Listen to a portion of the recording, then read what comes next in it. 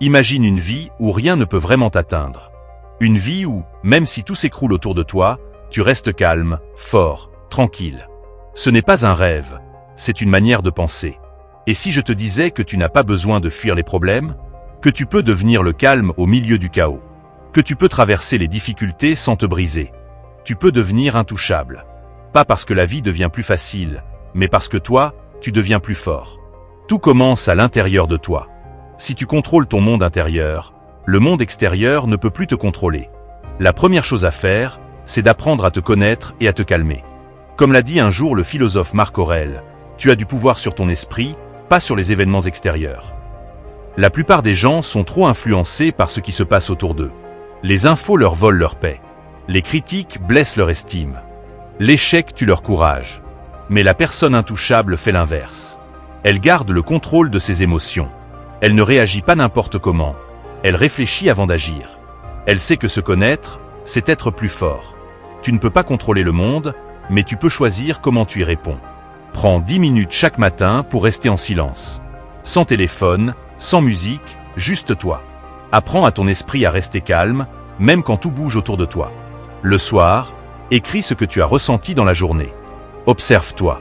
Plus tu te comprends, plus tu peux avancer. Ton esprit peut être une prison ou une forteresse. À toi de choisir ce que tu construis. Deuxième étape, croire en toi, quoi qu'il arrive.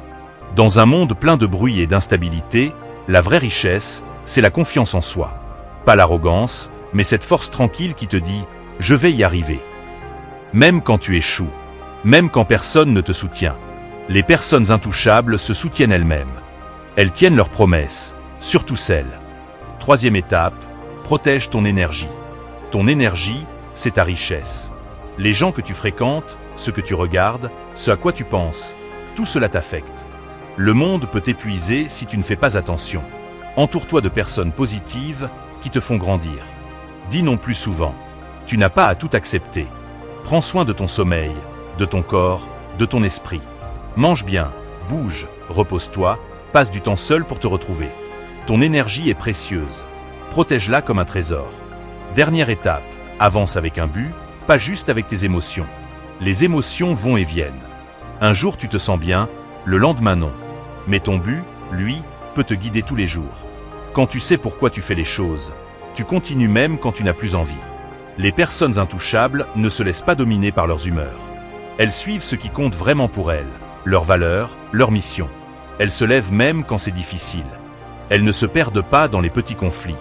Elles restent concentrées sur ce qui est important. Être intouchable ne veut pas dire ne jamais souffrir. Ça veut dire souffrir, apprendre et continuer malgré tout. Grandir, s'adapter et ne jamais abandonner.